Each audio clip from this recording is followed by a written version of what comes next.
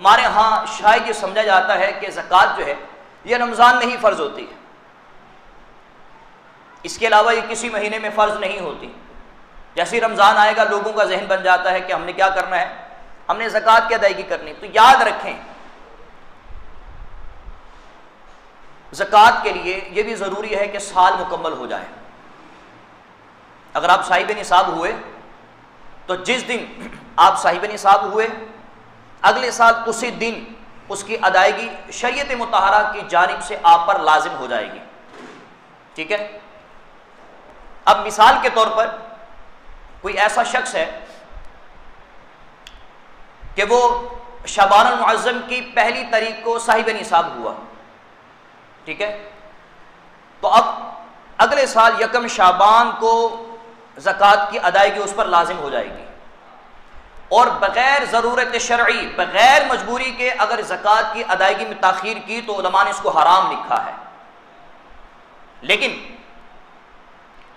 اگر کسی شخص کا سال جو ہے وہ رمضان میں مکمل ہو رہا ہے یا رمضان کے بعد مکمل ہو رہا ہے، رمضان میں مکمل ہو رہا ہے یا رمضان کے بعد مکمل ہو رہا ہے، تو جس کا سال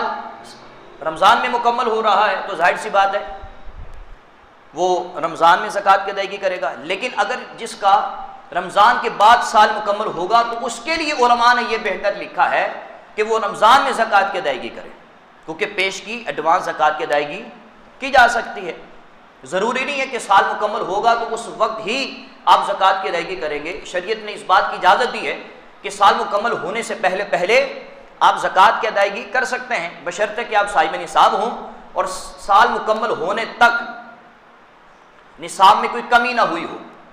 تو آپ پیشگی ایڈوانس زکوٰۃ کی ادائیگی کر سکتے ہیں۔ تو اس مسئلے کا لب لباب خلاصہ یہ ہے کہ اگر کسی شخص کا سال رمضان سے پہلے مکمل ہو رہا ہے،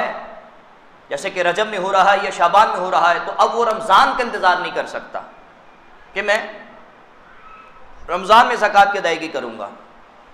اگر وہ بغیر ضرورت شرعی تاخیر کرے گا تو حرام ہے، لیکن اگر کسی کا رمضان کے بعد مکمل ہو رہا ہے تو اس کے لیے بہتر یہ ہے کہ رمضان میں زکوٰۃ کی ادائیگی کرے۔